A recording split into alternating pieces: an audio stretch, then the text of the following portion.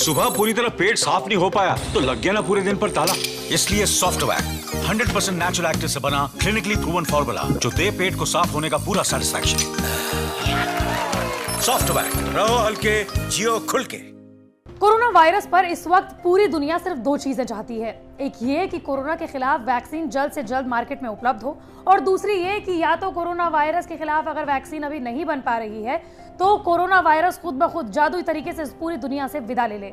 अब जादुई तरीके से तो वो किस तरीके से जाएगा इसकी तो हम सिर्फ दुआएं ही कर सकते हैं, लेकिन अगर वैक्सीन के बारे में बात करें तो रूस ने तो अपने यहाँ टीकाकरण अभियान की शुरुआत कर दी है। अमेरिका ने यह कहा है कि अगले 4 हफ्तों में यानी कि अक्टूबर तक वो भी अपनी वैक्सीन को मार्केट में उपलब्ध करा देगा। लेकिन सवाल ये है कि भारत की जो नियामक संस्थाएं हैं वो किस तरीके से इन वैक्सीन को भारत के बाजारों में उतारेंगी, ये एक बड़ा सवाल होगा। और किस तरीके से टीकाकरण अभियान की शुरुआत होगी, ये भी एक बड़ा सवाल होगा।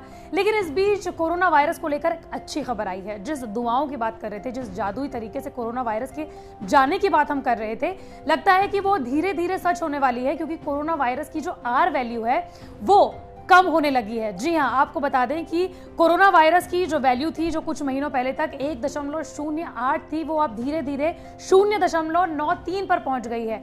और आप जानते हैं कि कोरोना वायरस की वैल्यू जब 1 से नीचे जाती है तो उसका मतलब क्या होता है? इसका मतलब है कि महामारी के जाने का वक्त आ गया है। नमस्कार, मैं हूं आपके साथ श्रेया बहुगुणा और आप देख रहे हैं न्यूज तक।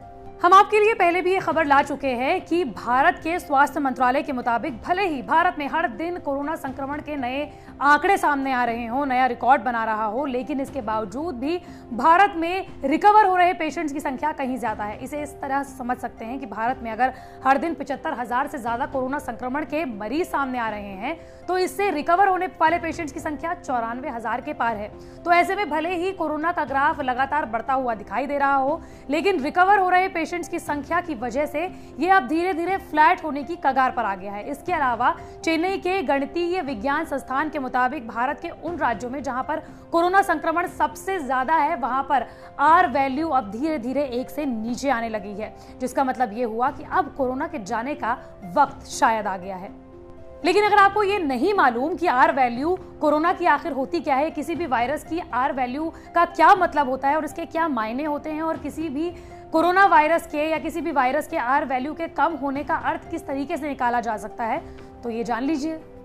दरअसल आर वैल्यू उन लोगों की संख्या होती है जो कि एक रोगी को संक्रमित कर सकता है।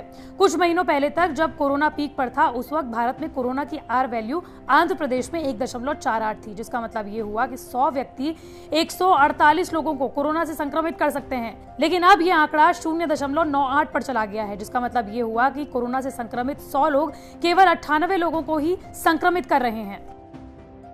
चेन्नई के गणितीय विज्ञान संस्थान के शोधकर्ताओं के मुताबिक हम अभी भी नए संक्रमण होते हुए देखेंगे, लेकिन महत्वपूर्ण बात यह है कि रिकवरी ज्यादा होगी। आर वैल्यू 1 से नीचे बनी रहेगी तो महामारी आखिरकार खत्म हो जाएगी, लेकिन ऐसा होने के लिए हमें काफी समय तक आर वैल्यू के 1 से कम होने की आवश्यकता है। आपको ये भी बताते चलें कि दिल्ली मुंबई में कोरोना की आर वैल्यू इस वक्त 0.66 और 0.81 पर पहुंच गई है। तो वहीं देश की जो आर वैल्यू पहले 1.16 पर थी वो अब 1 से नीचे आ गई है। लेकिन इसका मतलब ये बिल्कुल नहीं है कि कोरोना खुद ब खुद जा रहा है और कोरोना जादुई तरीके से हमारी जिंदगी से निकल जाएगा। इसके लिए आपको हमको मिलकर कोरोना को भगाना है और कोरोना को इस दुनिया से निकाल देना है। और इसके लिए हमें क्या करना है? इसके लिए हमें 100 साल पहले के फ्लैशबैक में जाना है, जब स्पेनिश फ्लू ने पूरी दुनिया में कब्जा करना शुरू किया था। उस वक्त लोगों ने सोशल डिस्टेंसिंग, मास्क लगाना और वो तमाम चीजें की थी जो आज हम लोग कर रहे हैं, जिसके लिए सरकार आपको बार बार कह रही है।